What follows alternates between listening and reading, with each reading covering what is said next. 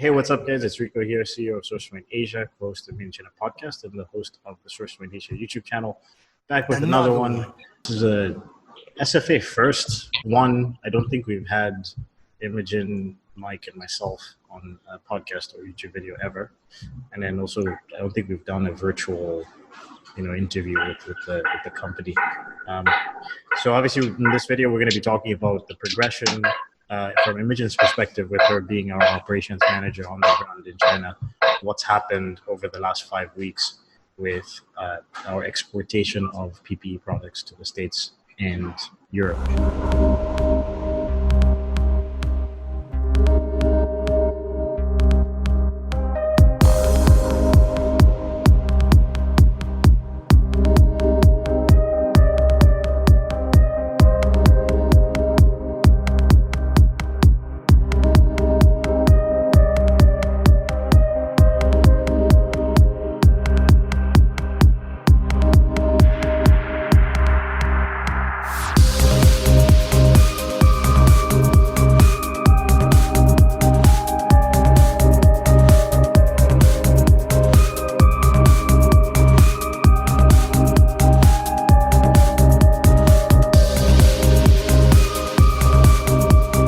Rico and I have done a couple of these, especially early on. It's been pretty busy with what's been happening. So, yeah, I think it would be really interesting to get your perspective, being that you are in China and you are experiencing, you're our point of contact with everyone that we're talking to. So how has it changed from, the beginning of April until the end of April? In China, we have this COVID-19 situation from February. And then at that time, the whole country is kind of slowed down. And then when I get back to work in April, suddenly that everything is, because we are doing foreign trade business, so suddenly everything is going crazy in this foreign trade business industry. Every foreign trade companies are selling masks, no matter what they were doing before. They are just selling masks at present. It is very crazy for this kind of business. Because of the craziness, the Chinese government is trying to change rules from day to day to prevent some illegal stuff happen. So we also need to change day to day to cooperate with the government and the customs. It is a very new experience for all of us. And from the beginning to right now, since everything is settled down, the change is not so rapidly. And also we found some reliable suppliers and make us work easier. So that's my opinion. Specifically, SourcePoint Asia perspective, what do you think about when Mike and I first came to you and started telling you about some of the inquiries? It was funny because if I go back to Slack, I think in either SFA team general or SFA management, you sent a message, I want to say the week before everything got crazy. You sent a message saying, how come we had any inquiries about masks? Do you remember that? Yeah, I remember. and I was like, I saw that message and I was like, masks, I don't think that's going to be something that we're working on. And then 3-4 days later, I got my first inquiry from Europe. And then on the weekend, Mike was talking about the botanic guys and all the stuff. So what was your perspective when we first started telling you about these crazy numbers and crazy orders?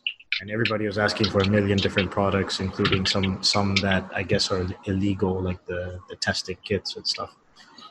You know what? Because we suffered this before. So from my opinion, the mask business is, the protective good business is very profitable.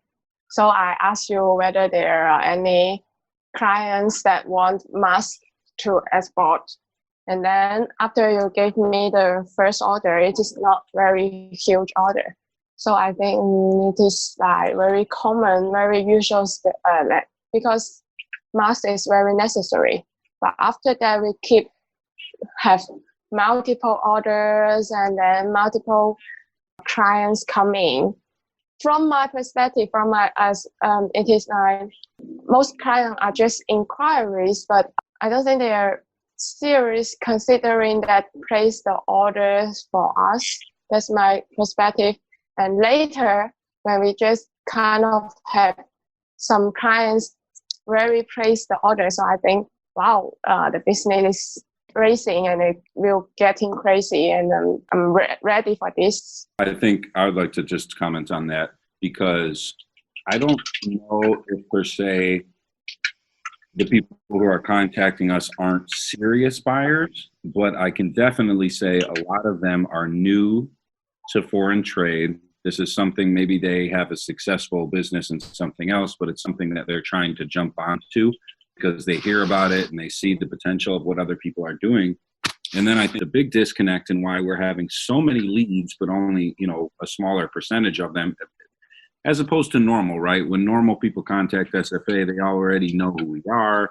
They've already seen our YouTube and watched podcasts, and they've had some communication with us. So we have a much higher percentage of inquiries that turn into business. But for this, the percentage of inquiries that turn into business is pretty low. And I think that there's two reasons mainly. One, you get just so many people in this space right now. The other one is a lot of people, even though they want the stuff or they might have the means to buy it, they don't understand the process.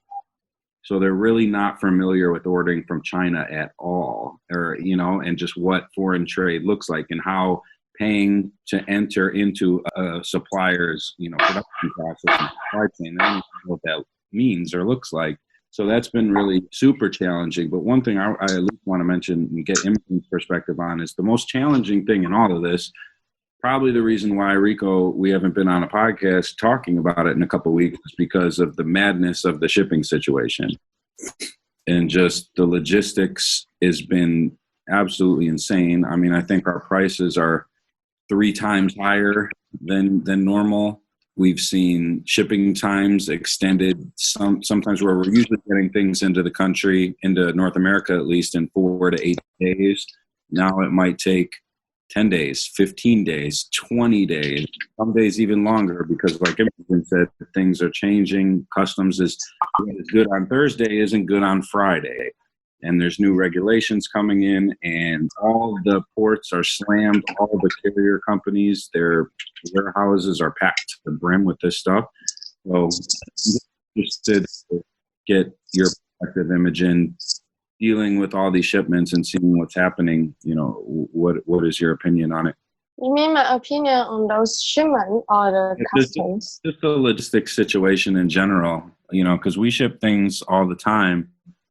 And not that shipping's easy, but we usually don't spend so much time on it. And now it's so much of our time is just spent trying to figure out what's going on and how to get it out. Yeah, it is part of the reason is because of the COVID-19. Many airlines has cut off, there's not many airlines as before because the government stopped the airlines and transfer from places to places. So that's why it is very difficult for us to locate a space for our goods.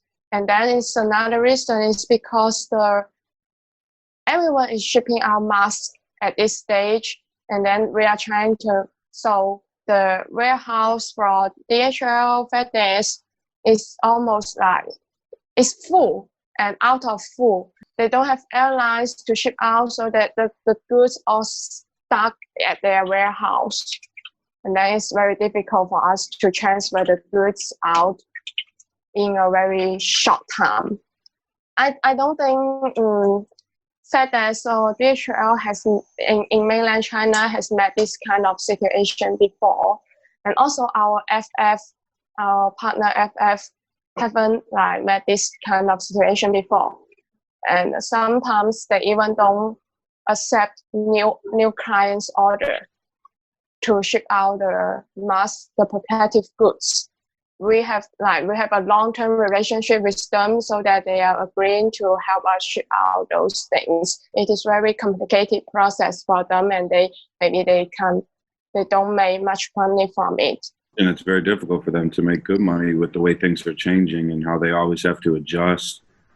That has to be very, very difficult for them to plan.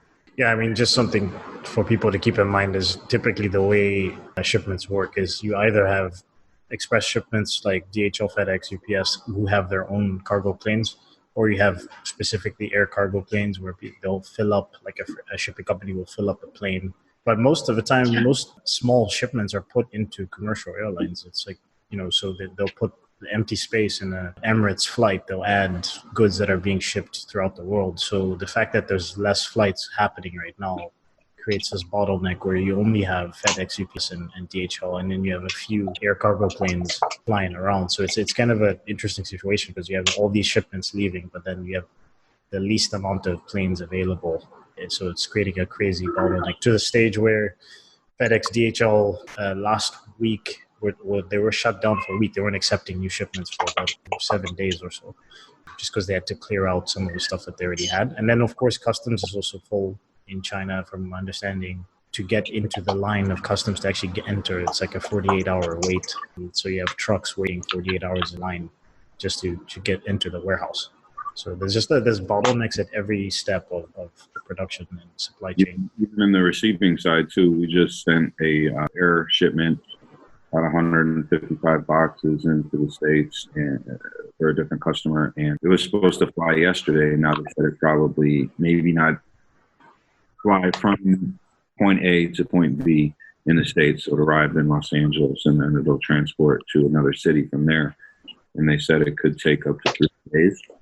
And they said that there's a big backlog because customs is trying to follow through with checks on the PPE, make sure that everything passes and all taxes are paid. But then a lot of these workers who are working at airports and for DHL and FedEx, they're just not showing up to work because of the situation in the States. They want, hazard pay, or they don't want to take a risk. So yeah, it's just challenges at every stop.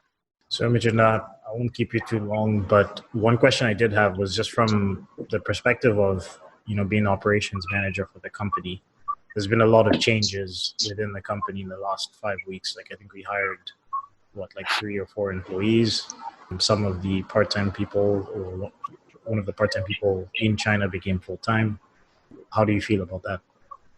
Actually, it is not the first time that SFA has doing some changes of the HR sides. So we always have standby person, and then I don't think it's a very big challenge to get some people in and help us for full time, because we have some things someone standby. I don't feel like there's any difficulties for it, and then I don't feel like there's any changes that I need to make because they already did this job as their full part-time, so that I just need to ask them whether they are willing to do full-time, and then they come in, and then we don't need to train them, and then everything is very smooth.